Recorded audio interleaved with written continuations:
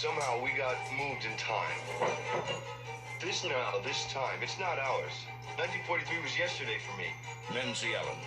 What sort of experiment is it? Is it some kind of secret thing? Is that it? Well, all that stuff I told the doctors back there, about time in 1943. Do you believe it? I believe that you believe it. And Bobby DiCicco. Don't leave me, Danny. Can't go through this again.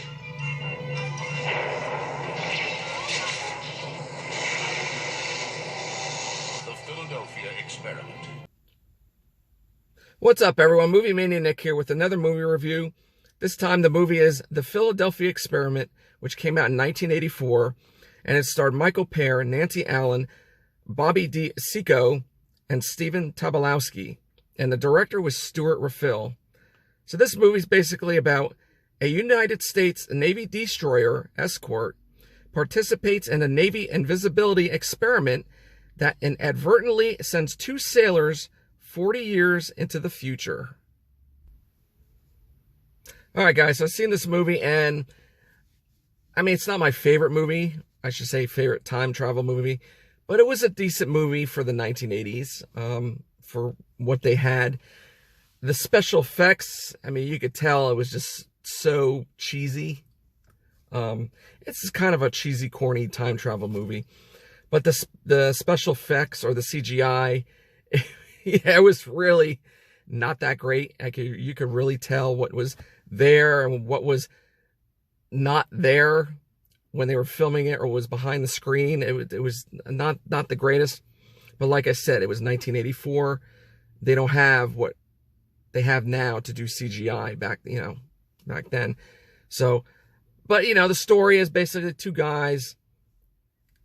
They're part of this experiment. They don't know what's going on. They're sent 40 years into the future. They get there. They're totally confused. They find out some stuff like a family member died and some friends are now older. But the amazing part about this movie is how the main guy there and then Nancy's Allen's character, Allison, when they get together, they kidnap her, basically. She was so cool about it. She wasn't like paranoid. She wasn't that, I mean, she was probably scared, but she wasn't that frightened or screaming or yelling. She was so cool about it, which is kind of weird. I thought that part was funny. There was a few parts. There was a few funny scenes, but overall, and you actually do see the doctor in the beginning, now 40 years later into the future. Tell me who it is if you see this movie or if you've seen this movie. I have seen this movie years ago. I think when I was a teenager, like when I was like 12 or 13. But other than that, that's the last time I saw it. So I had to refresh my mind a little bit about this film. Would I recommend to see this film? Maybe. Like I said, it's not the greatest. It's kind of cheesy, kind of corny. There are definitely lot better time travel movies out there. Back to the Future, which came out a year later. There's an example. But yeah, I mean, it's out there. I mean, it's probably out there on YouTube or whatever's else out there. Netflix Demand. I mean, I watched this on Tubi. It's all free.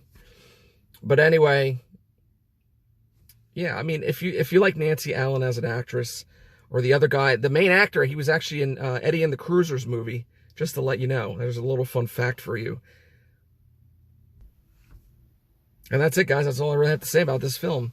I mean, it was an interesting film to see, just to waste time, but I wouldn't probably not see it ever again.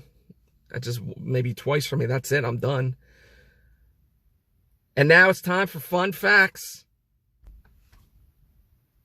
This film is widely believed to be based on a real-life and ill-fated experiment with invisibility and force fields in the 1940s.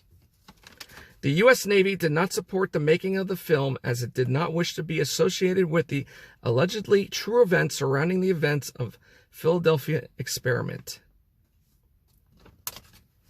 The live-action scenes were filmed in 8 weeks. And finally, director Stuart Rafil rewrote the screenplay so that a love story developed between the characters David and Allison.